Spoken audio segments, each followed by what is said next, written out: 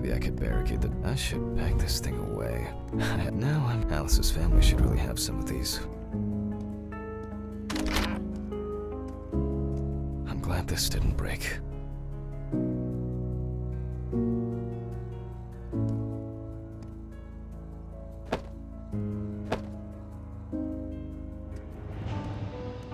To be honest, there you go.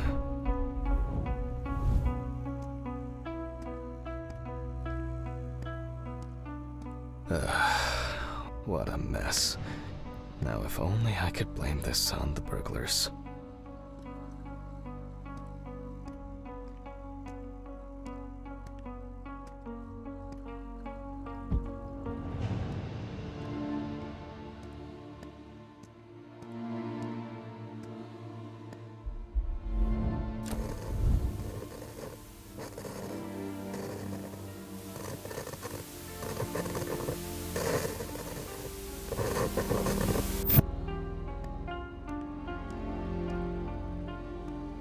That's enough for now.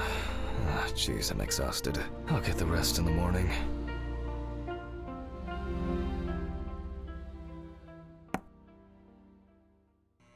That's enough. I need to quickly change and finish getting ready.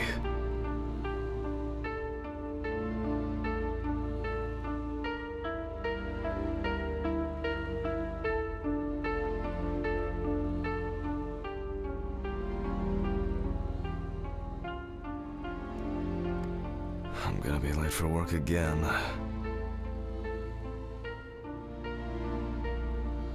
Got my keys, got my files, check. Oh yeah, I should take my pills.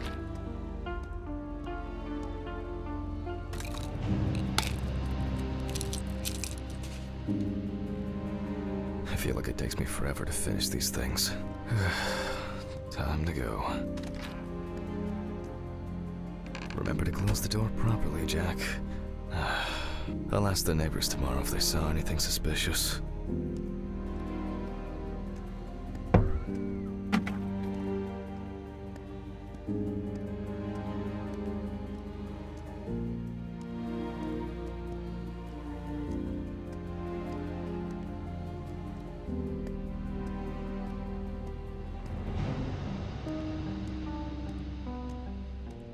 Ugh.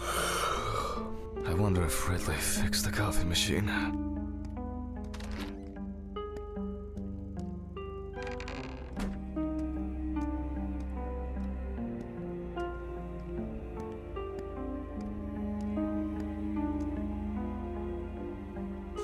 Maybe a bit optimistic. I'd better grab a coffee on the way.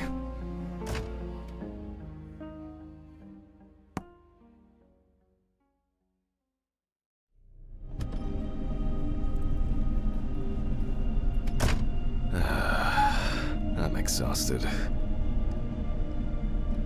I wonder who Stephen brought in today. Good morning, Mr. Ridley. Oh, he's not here yet?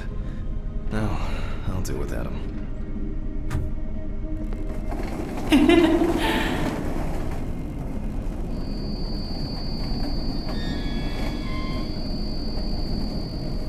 Almost there. Now for the tough part. The body needs to be moved. Where's Ridley when you need him? All right. I just need some gloves and my apron. Then I can get to work. I'm going to need my tape recorder for this.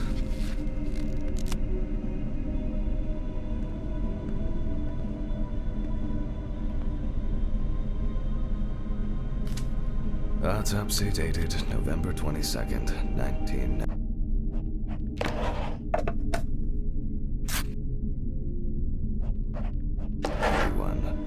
7:32 p.m. I begin by verifying the identity of the Jane Doe. It's most likely Harper Lloyd, age 35, found in a well-owned house by her neighbors Leonard and Dorothy Chelsea, reported missing for a week. Firefighters found the body after the Chelsea family began complaining that their tap water. It is also known that the deceased was diagnosed with affective bipolar disorder. Barbara was placed on drug therapy. The last person who had contact with the deceased was her partner. Police records also show that Mrs. Lloyd was in constant conflict with her. The most important task in forensic identification of a drowned person is to distinguish whether the death occurred before or after entering the water. Okay, that could have been worse. I carefully removed the victim's clothes so as not to damage. The deceased was found. One shoe is missing. I'm going to need the camera to document all possible suspicious marks.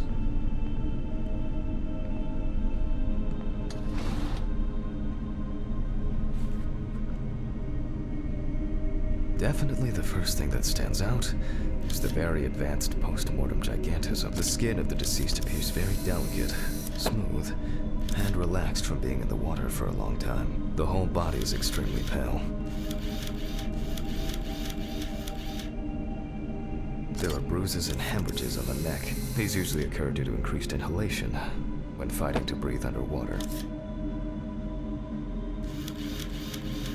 Post-mortem markings are seen on the underside of the body. That is, on the back, thighs, and calves of the deceased. It's likely that the deceased was lying on her back when she was fished out.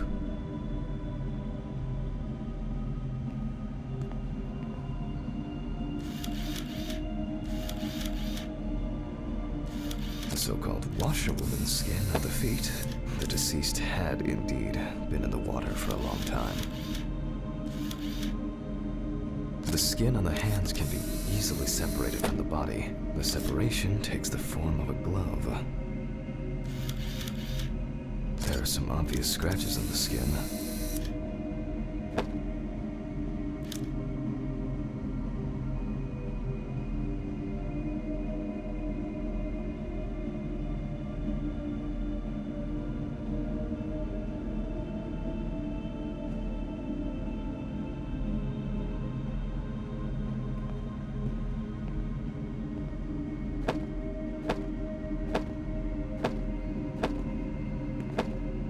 So, after the preliminary exam, it's time to take a closer look at this.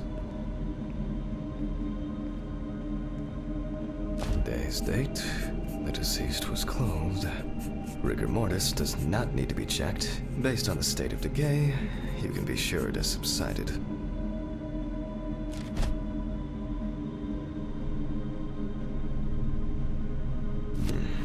Where to start? We see thick, white foam in the mouth of the deceased, resulting. Foam is a characteristic in deaths due to drowning. There are obvious scratches on the skin, especially on the back and hands. These could be defensive wounds, evidence of some sort of altercation prior to death.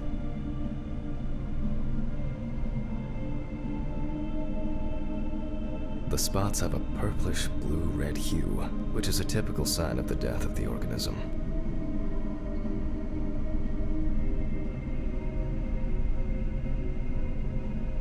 No obvious signs of struggle. The skin on the hands would have easily peeled away from the flesh. Some of the fingers have already lost their nails.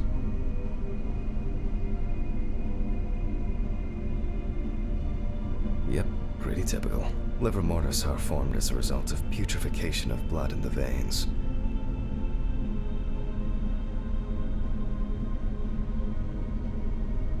Due to the fact that the deceased was wearing shoes all the time, her feet are in better condition than her hands. Nevertheless, we can still notice a clear, wavy skin and the so-called washerwoman's skin texture. Okay, that's probably enough to indicate it. I'd better note that down in the records. Marks found on those abrasions, hands heavily wrinkled from considering the deceased's diffuse spots. There doesn't seem to be anything unusual about this liver mortis.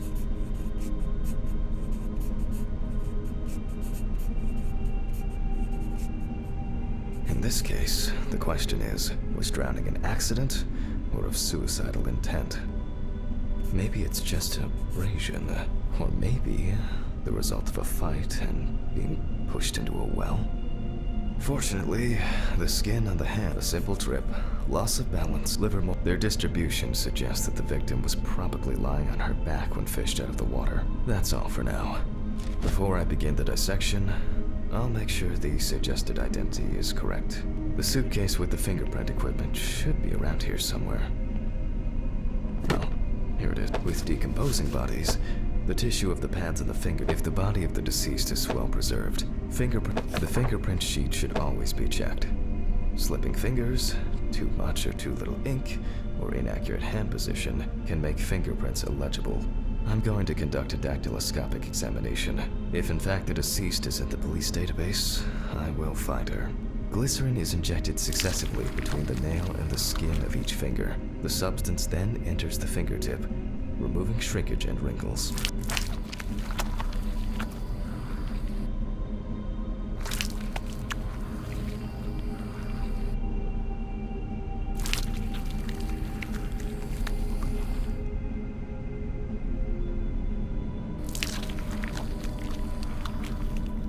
Now I take a brush. Only when the skin is taut and elastic can you use ink. I think it's enough. In the case of drowning victims, you have to be extremely careful. The skin may fall. I'll use the fax machine to add the print into the system. Green button, and... I wasn't sure it would amount to anything, but the World Wide Web has been a blessing for speeding up my work. Once the data uploads, great. The data is there. Click upload. Now, go through the database and find a matching print. Expect possible hours of... One more. Analyze button.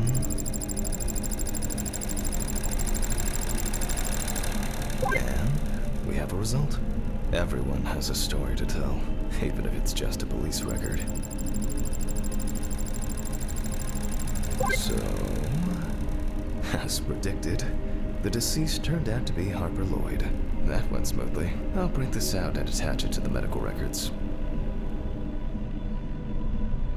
I wasn't sure it would amount to anything, but the World Wide Web has been a blessing for speeding up my work. Great. Now I can go back to my inspection. I'm adding the name of the deceased. I'll start the internal examination by taking fluid from the victim's brain. A needle inserted through the nose will do the trick. If the victim was alive when she fell into the well, she must have swallowed water fighting for her life. And then diatoms, characteristics of pooled water like a well, got into the body.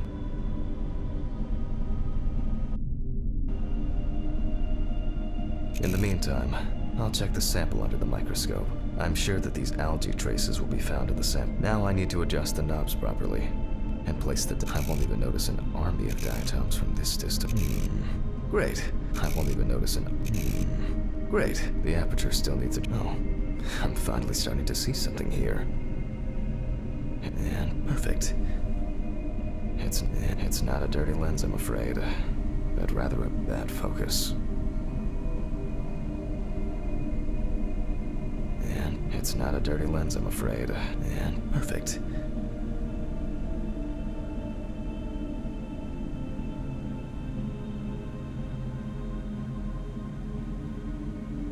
It's not a dirty lens, I'm afraid, but rather... And perfect. It's not a dirty lens, I'm afraid, but rather a bad focus. Nah. Oh. I'm finally starting to see something here.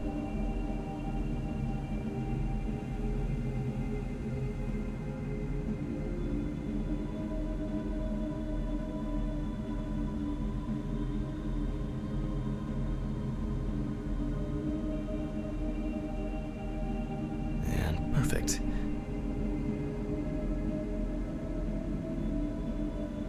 I won't even notice an army of diatoms.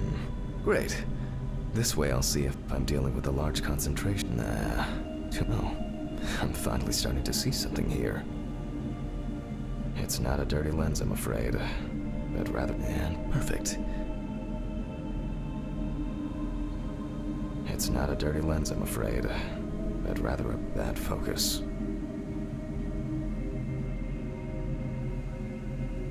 The aperture still needs adjustment. Oh, I'm finally starting to see something here. perfect. It's not a dirty lens, I'm afraid, but rather a bad focus. And perfect. As expected, we find the aforementioned algae in the solution. Their upper part, epitheca, which overlaps the lower, hypotheca, is clearly visible.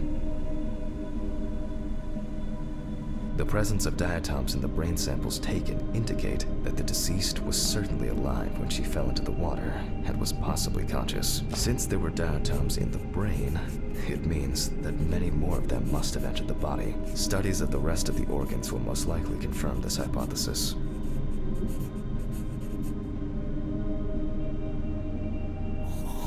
I can finally get to the practical part. I must be extra careful because the skin of the deceased is very stretched. I wouldn't want an explosion here.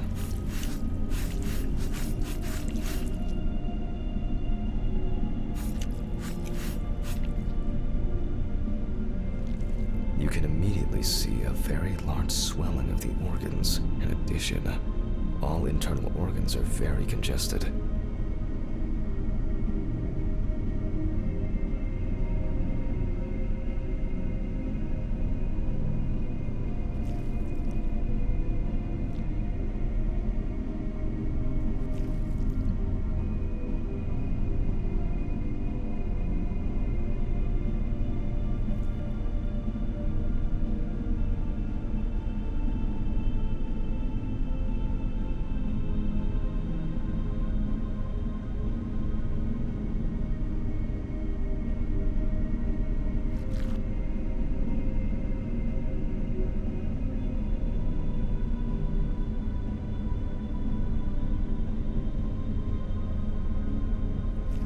I proceed to remove the rib cage. It's easy to see that the ribs have been imprinted in the lungs, so I'm going to start by drawing blood from the lungs for testing for diatoms. If diatoms were only present in the lungs, this would mean that the victim was placed in the well after death, and the perpetrator wanted to get rid of the corpse in this way. Now, I remove the lungs and proceed to their examination. Taking the lungs in my hand, I feel that the tissues have lost their elasticity, which is the result of water emphysema. In addition, there is significant swelling of the organs, and as a result, we have a nice imprint of the ribs. The emphysema itself, it's clear how far it's progressed, which is characteristic of drowning.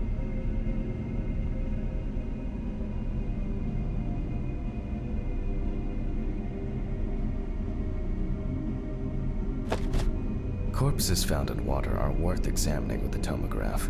However, I can't count on such luxuries, so I must reach for a more archaic technology: a bucket and water.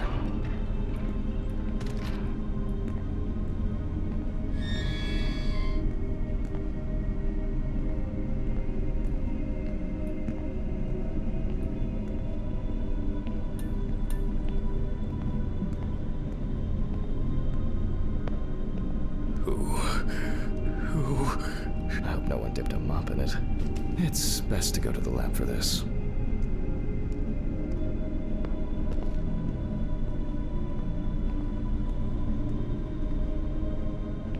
Historically, the lung flow test is used to detect infanticide. The water should be at room temperature.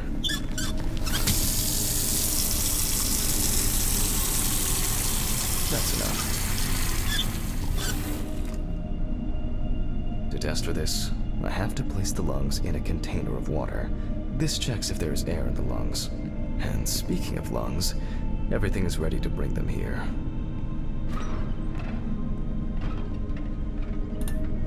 Oh, Jesus.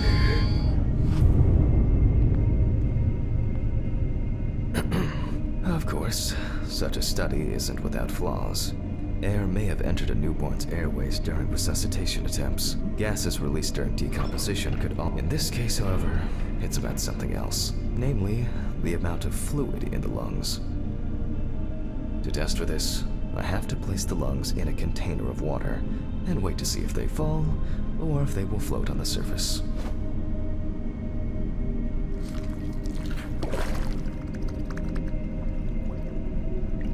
Just as I assumed, the lungs collapsed easily.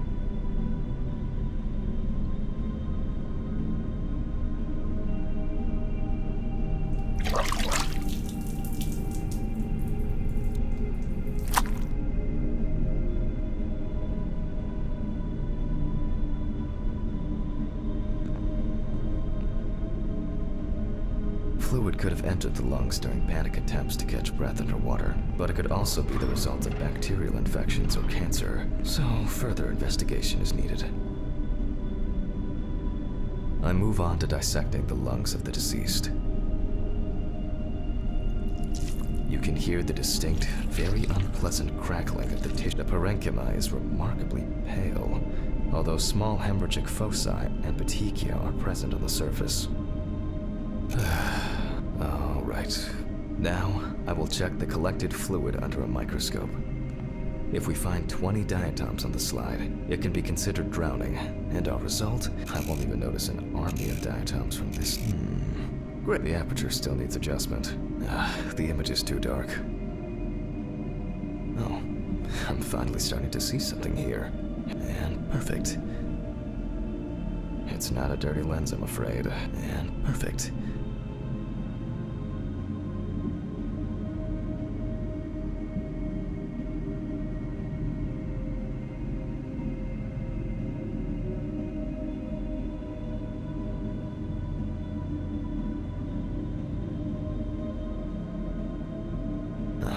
As expected. In solution, the diatoms are clearly visible. There are smaller and larger clusters of them. There will definitely be more than 20 of them. I'll make a note of all this. So far, this case looks pretty standard. It's clear from the beginning that it's drowning. Well, the procedure requires me to check everything anyway. So, I move on to checking the other organs. I ligate the heart, and then remove it for inspection. Strongly developed putrefactic hemolysis of the organ can be seen at first glance. Apart from that, no signs of a heart attack or other heart disease.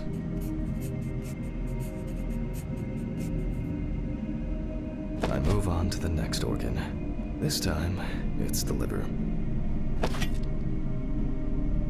It's immediately apparent that the deceased didn't care for herself. Like most organs, the beginnings of cirrhosis are visible in some areas.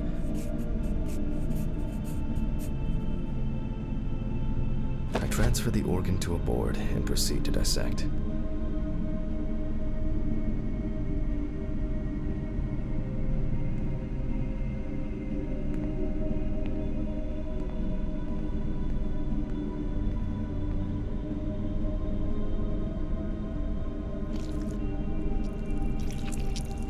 The cross-section clearly shows dilated. I must admit that this is quite a feat, considering the rather young age of the deceased.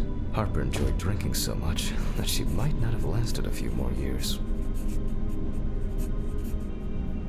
I move on to the stomach. I take a sample of the fluid for testing.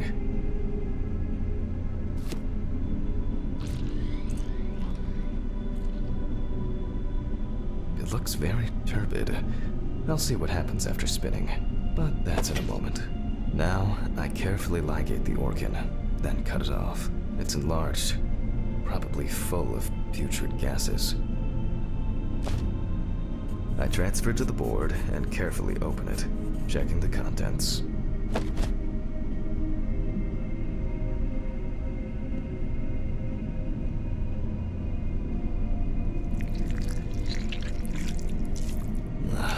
One thing you'd never get used to is how much this desk smells.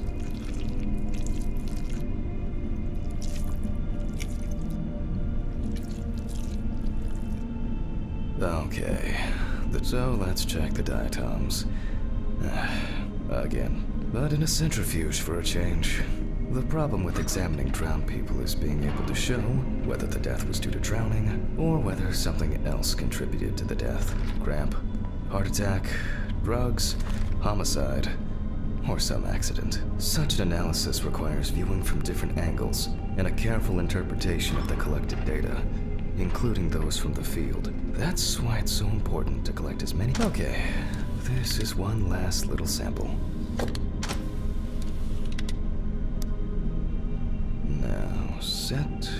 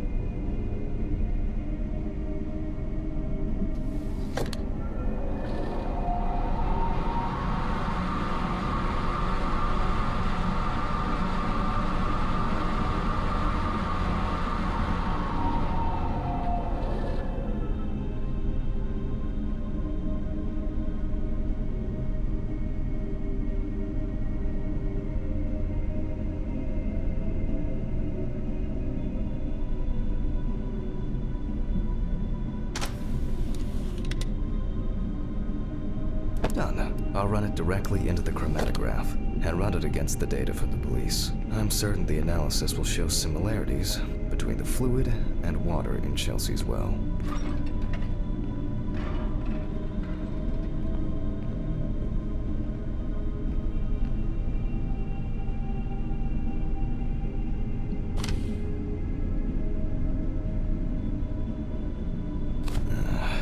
Let me think.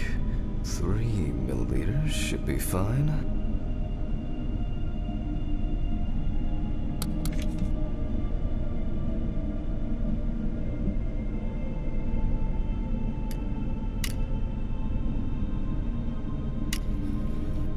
Okay, now it's the chromatograph's turn.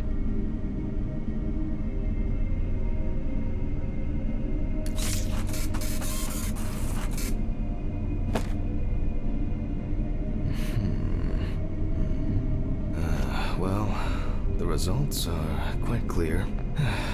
I was hoping it would be a more interesting case.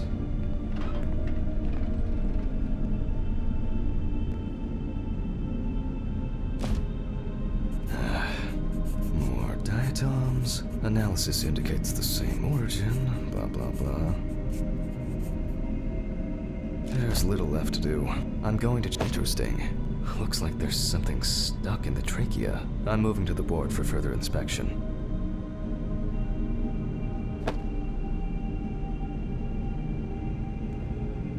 I dissect the trachea and open the organ. Inside, I find a wedding ring. This is interesting. Let me look at it. Based on the size, I can say that it's a woman's wedding ring, quite standard from the outside. There's an engraving inside. What the fuck? But this is my ring! Alice's ring!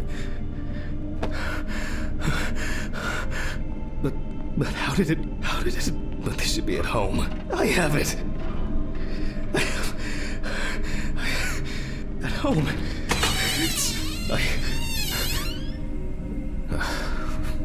Must have been nothing. What, Jesus Christ! Hope these all make it go away. I have to check the apartment. It can't be.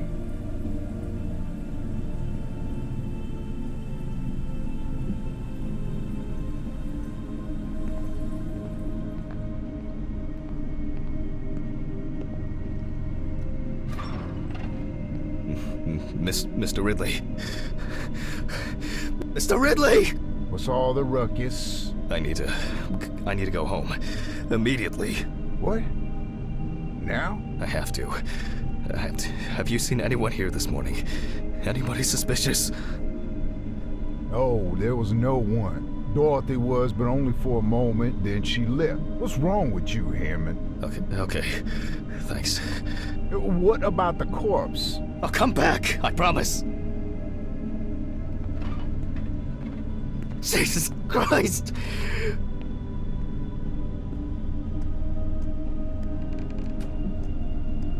I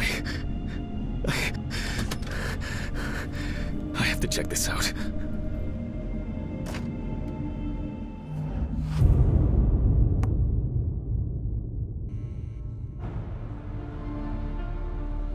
This...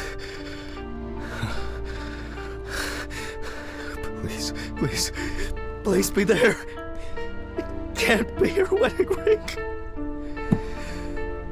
It's not here. It's not. I need to go.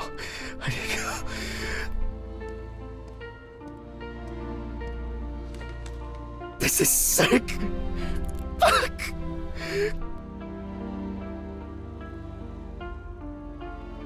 Come on, Stephen. Pick up the fucking phone! Hey. What's up, man? They took the ring! What? What ring? What are you talking about? They took the wedding ring. Alice's wedding ring! One sec. You mean burglary? You said nothing was missing. Yes, I know that! I don't know. I was jittery. Maybe I didn't notice. I don't know, but that's not the worst of it. Calm down, Jack. Breathe. What happened? I found it in the trachea of the deceased I was working on. Do you understand? I pulled it out of a dead woman's trachea. What? I don't know what's going on. You think Red Pete wants revenge? He's playing with me. I knew it. I knew it from the beginning this was going to happen. I didn't make it up! Jack, listen to me. Try to calm down. Don't leave the apartment. I'll be with you right away, okay? I'm on my way. What sane person would do something like that? Fucking Ridley lets in whoever he likes as usual. What are you saying? Stephen? Don't leave me, man. Come on. Fuck! Oh, God, what now? Okay, I need a drink. Jesus. What's going on?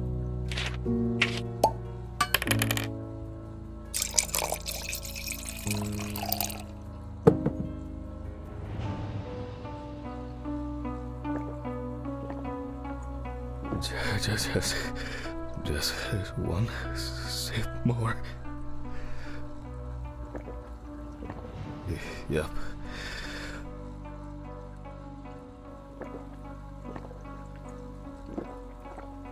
Jesus.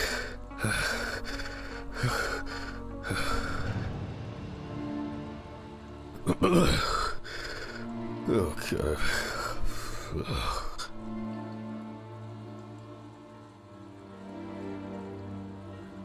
Yep. Oh, God.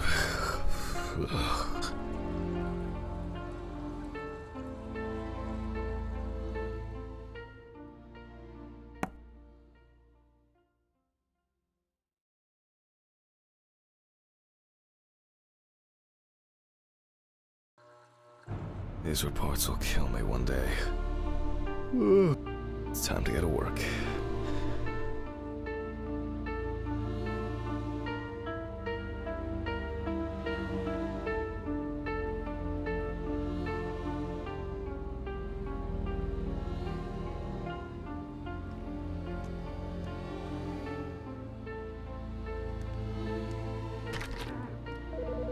Fuck. Yes. Hi, this is Charlotte. I guess I interrupted you again? Oh, hi. No, I just... I wrote reports in those last sections. and I was just about to leave for work. I always know when to call. Yeah, definitely. What's up? How are you? I'm good, thanks. What about you? Okay, nothing new. I had a few days off. Oh, that's nice. Then... Did you have a moment to look for something for me? Something for you? Well, the photo with the photo I asked you for? It hasn't come yet? Oh, sorry, but I said it a week ago. No, not yet. Maybe I'm too impatient. I'm sorry for rushing you. You have so much on your mind, I thought maybe you forgot. It's okay. No worries. With my pills, Pills. I almost forgot to take my pills. So you see, Yeah. I have to go now. Yes, sure. Let me know if you still haven't received the letter. Then I'll try... well, maybe I'll find something else. Oh, really? Could you? That, really? Yes. I know it means a lot to you. Well, I won't hold you any longer. Thanks. Bye. Bye. Take care. Bye. Damn. Did I mess up the address? How am I gonna get those pills? Maybe I should invite Charlotte to do something herself. I should take out the trash first. Ugh. Why is it so wet?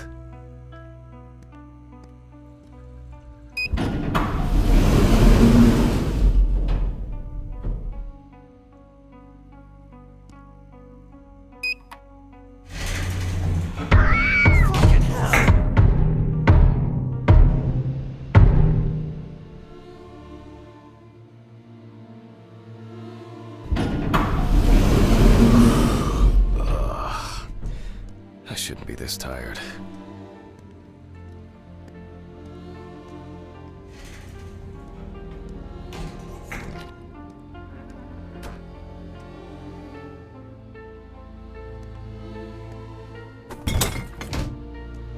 You disgust me.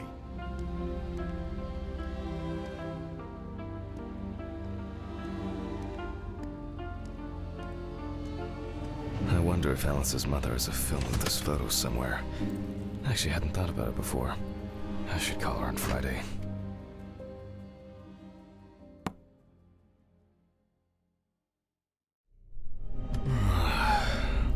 Oh, God. Why do I like sleeping so much? Huh? It's just me, Jack.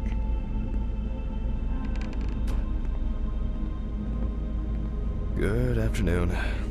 Isn't it a bit early for you? I missed our Has Stephen brought the body? Yeah, the trolley's in the hall. Maybe wheeling it to the dissection room will be invigorating enough for you. I've missed how friendly and helpful you are. I think I'll get straight to work on this one. Focusing on something will do me some good. Christ, this one's heavy.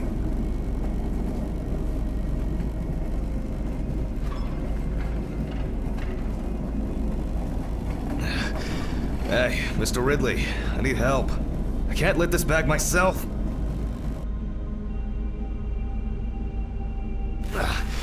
Ridley! Ugh, wasn't easy. But at least I can start. A new package must have arrived. I guess Dorothy ordered it.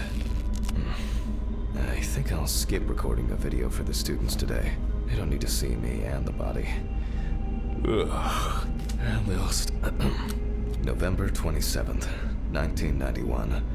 5 James Evans Jr., also known Evans, had previously been convicted of possession of stolen goods, robberies. Police photos show that the body was not even... The body was found naked and... The body was found inadvertently in the wood. Sounds disturbing. I wonder what condition the body is in then. I'll start by opening the bag. Oh, fuck. I didn't expect this level of mutilation. This is going to be a dirty job. I'll check through the bag the police left. Maybe there will be something worth noting about the victim's clothes. Leather belt, plain, classic. The bloodstains don't appear to be related to any injuries on the body. The deceased must a lighter. It looks somehow...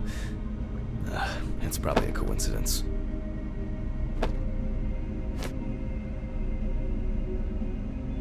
Something's stuck here. It looks like some kind of interesting. Most of the blood is visible around the neckline. However, and here, another animal souvenir. It looks different than the previous one. Certainly not my style. Traces of blood and... is this?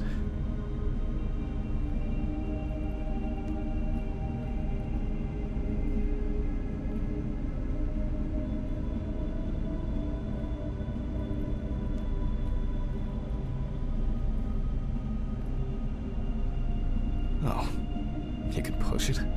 After all, what else could I expect? Weird. The only thing I can tell from the clothes... Okay, I'll take a look at the scales. They seem too different. Dorothy once brought an animal encyclopedia here. She performed an autopsy on an exotic animal smuggler. The guy suffered an accident while transporting illegal animals. Not only were the police needed on site, but it took nearly a day to round up his cargo. Dorothy had a hard time with that case. Did the impact kill him? Or did one of the animals he was transporting do him in?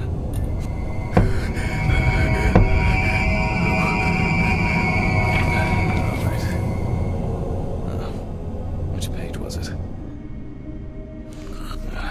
Local wildlife. I bet I'll find something here. Oh, that was quick. I'll first have to check the... Not this Nile crocodile. No way. I would expect something local? I certainly don't remember hearing of an animal escaping from the zoo. So, either someone donned in crocodile products was around the deceased, or one of them attacked him. I'll examine the body and take photos.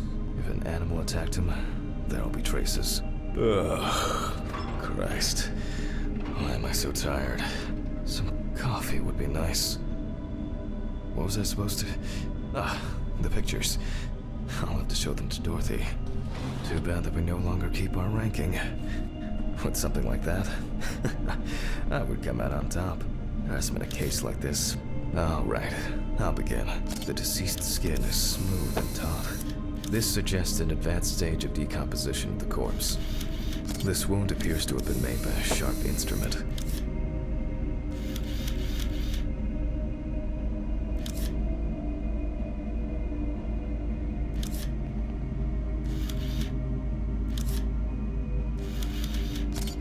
Interesting. This needs to be investigated further.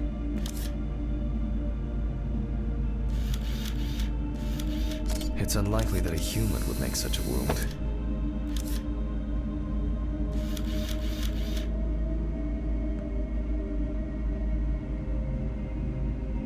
Such a wound could not have occurred during the victim's lifetime.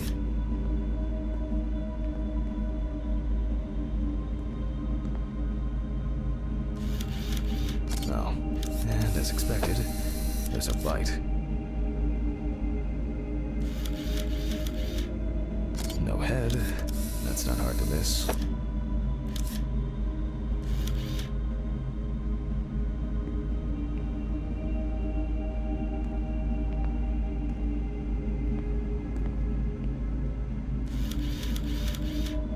Nasty.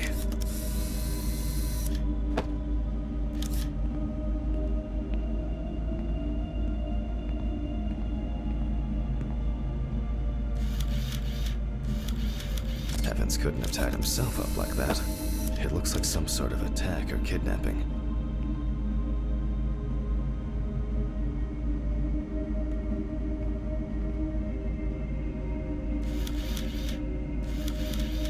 There are also clear traces of the deceased ankles being bound in some... I need to gather my thoughts together.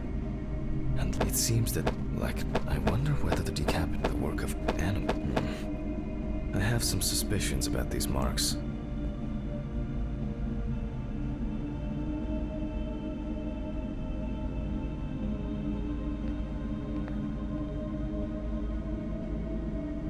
This looks very promising. The bite is clearly visible. It should be easy to compare with the encyclopedia and identify the culprit. I just need to make it a little bigger. It'll be faster than... I hope I put it in right. I can never remember whether it was image up or image down. At university, I didn't... Ah, fantastic. Just some tracing paper, a pencil, and I can check these in the encyclopedia. Now, did I leave them in a drawer? Or maybe a box somewhere? Ugh. I don't remember if I left them out somewhere.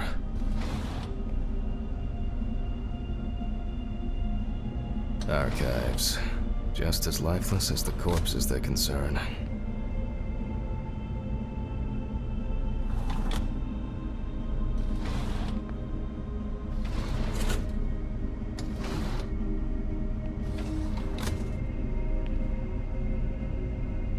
Archives. Just as lifeless as the corpses they concern.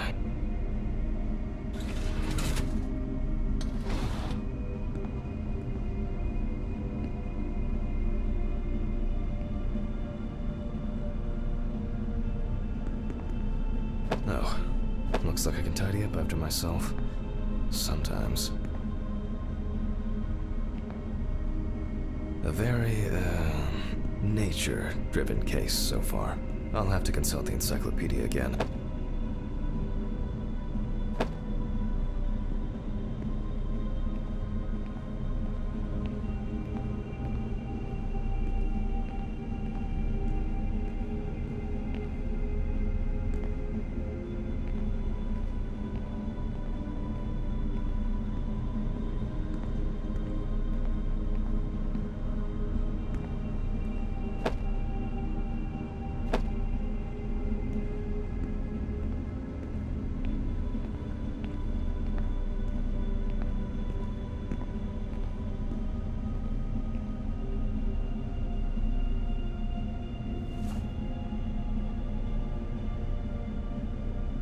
What kind is this? Oh, yes. This turtle turned out to be a killer. He ripped off the guy's wrist and the shape of the jaw appears correct, but not the teeth. That's not it.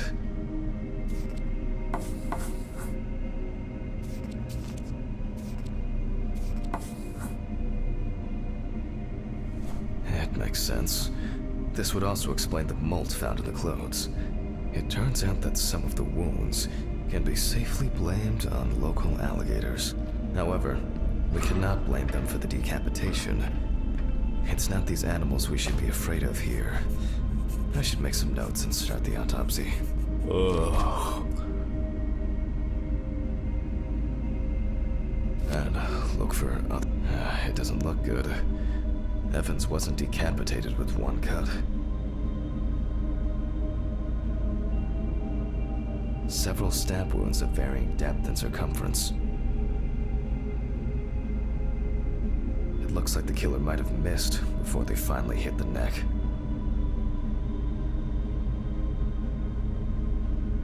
Mississippi alligator. It's strange that an alligator would leave such a clear and smooth mark. Looks like an uneven bite. It's worth taking a closer look at this. Maybe there will be some remaining teeth marks.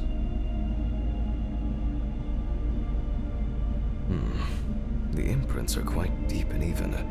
From the looks of it, I'd say Evans was restrained with his own belt. The result of an animal tearing at its body, eating skin, soft tissues, and genitals. There are even some teeth marks, but... well, it doesn't look like an alligator. The bite is firmly incorporated into the wound. A photo alone won't help me here. I need to make a cast and compare it.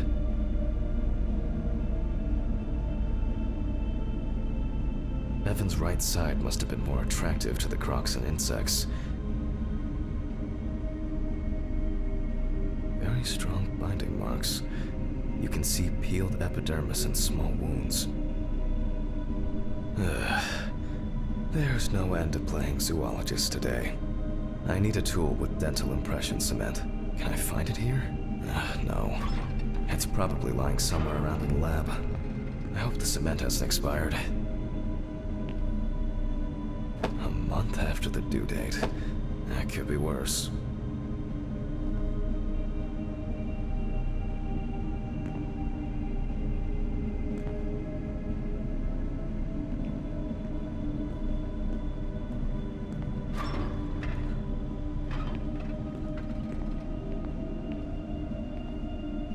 Now I need to cover the bite area. Wait until it hardens. I think it's ready. The cast looks quite contaminated from the other wounds in that area. Well, let's hope the imprint turns out better.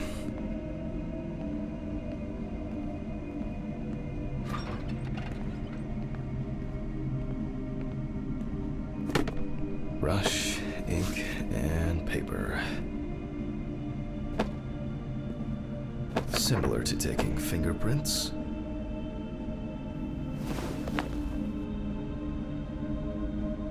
Paint over the area.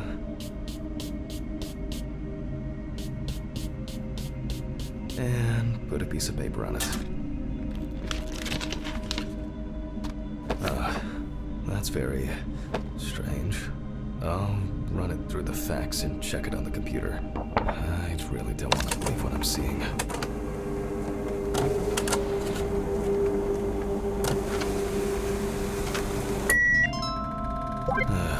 Loading.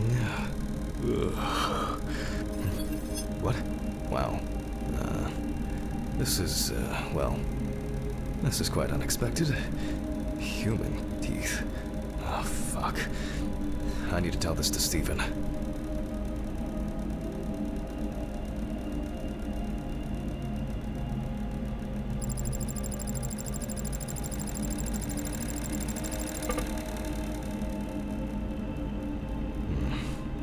Maybe not everything is cataloged correctly.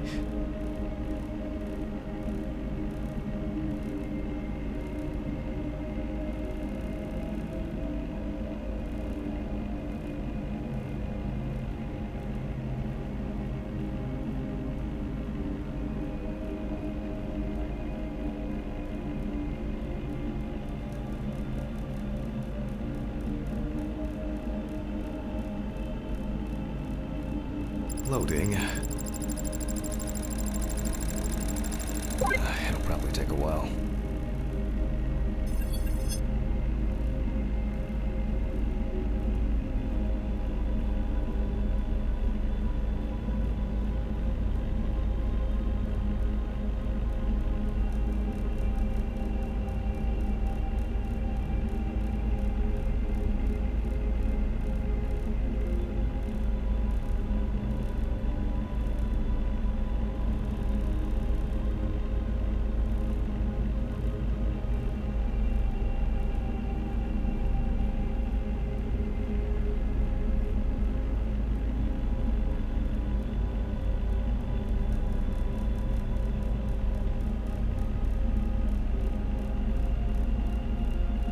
Loading.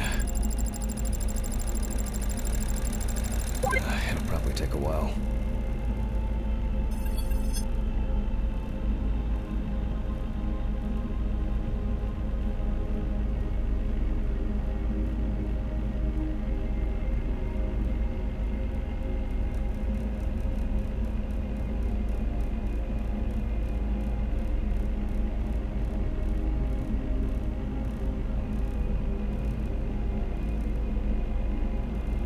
Loading.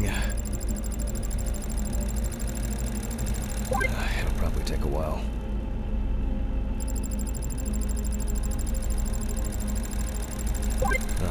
Finally. What? The partial impression I have may match several people. Okay, this one is in prison, so he's out. Another in prison. Oh, here's someone with quite interesting tendencies. Oh, he's dead. It doesn't fit. This one doesn't either. I'm afraid this will remain a mystery. The killer's profile is getting more and more interesting.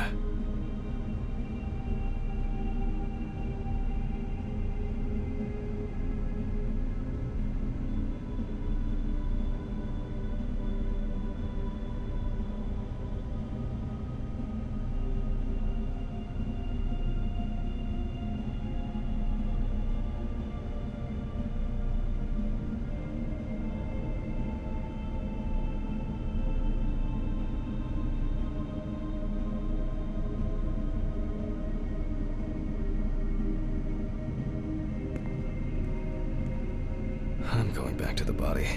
Ugh. I need to make a note before I start the dissection.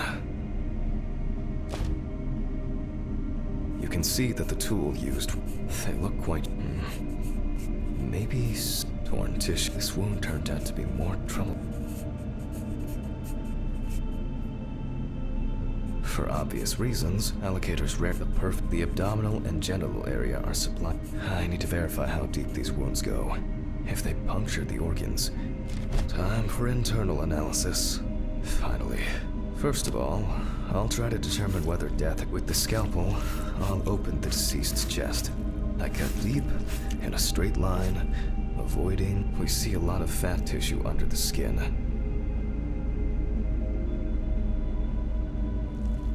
When I remove the ribs, I expect to see.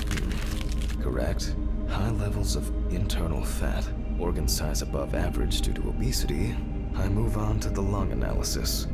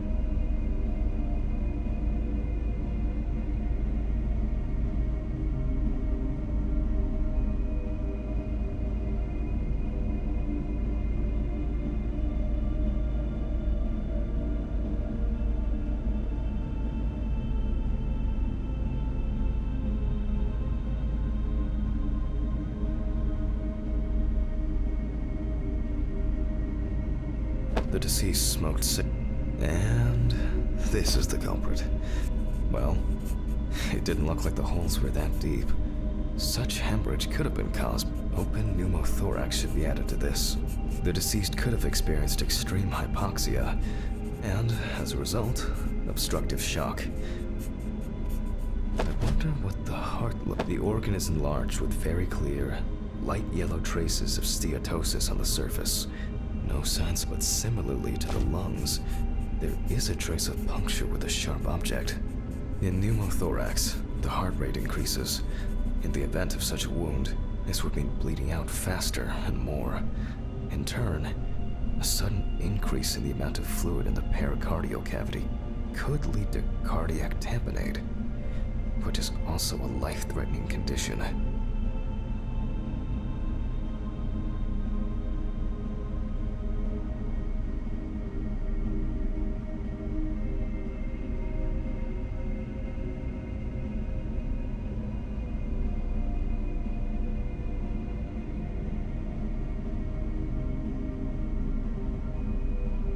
Evans, however, is remarkably clean, considering this turn of events.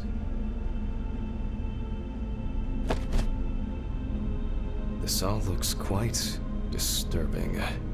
The organ is fatty and enlarged. The beginnings of cirrhosis are obvious. Well, that's it. This time, nothing to write home about. So, like most other organs, it is fatty and clearly enlarged, not to mention swollen. partially due to gases, but mainly due to the deceased's lifestyle. I take the organ to the cutting board. The outside is intact. I'm going to check the contents. It sounds like there's an unusually large amount of undigested, and now rotten stomach contents inside.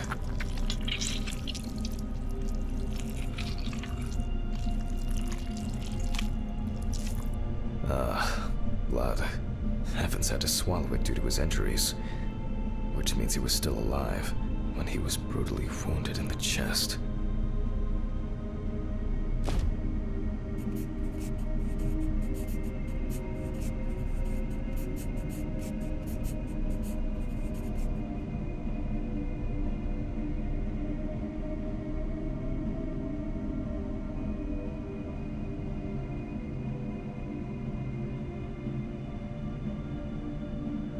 The trachea left. Surprisingly, it's not damaged by the decapitation.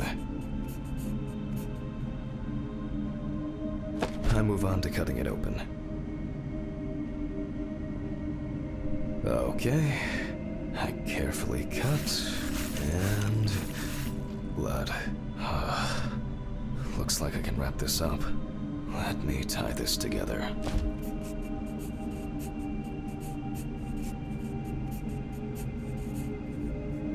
After he was abducted, stripped, and tied up, he was dealt several penetrating blows to the chest, then his head was cut off. Evans was deprived of his genitals. Ah well. I need to stitch this poor guy back up.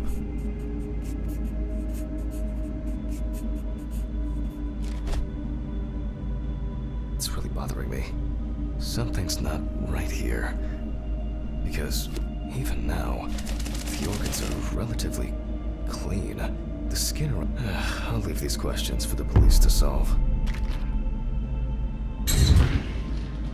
And now, I get to head home. It's a fucked up thing. I'll hold off taking long walks in the forest for the near future. I have a feeling that it won't end with just one body. Good night, Mr. Ridley. The body's ready to be picked up. Sure. Good night. I think it's the first time in a long time that I've been... Oh, come on. Fuck. I'm going to Ridley's. Maybe he saw something.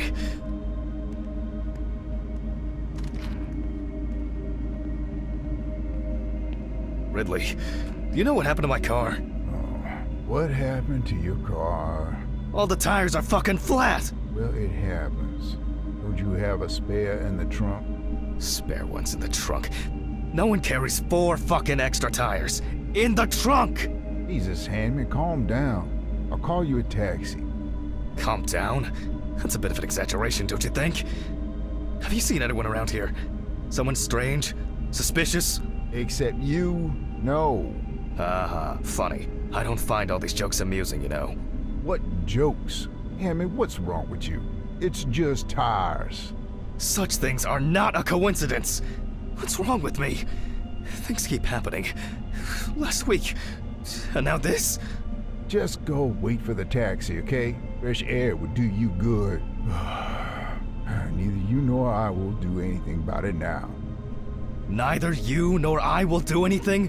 What have you been doing all day? Surely something like this can't just be overlooked. Maybe you should go outside and cool down. I'm calling a taxi. Cool down.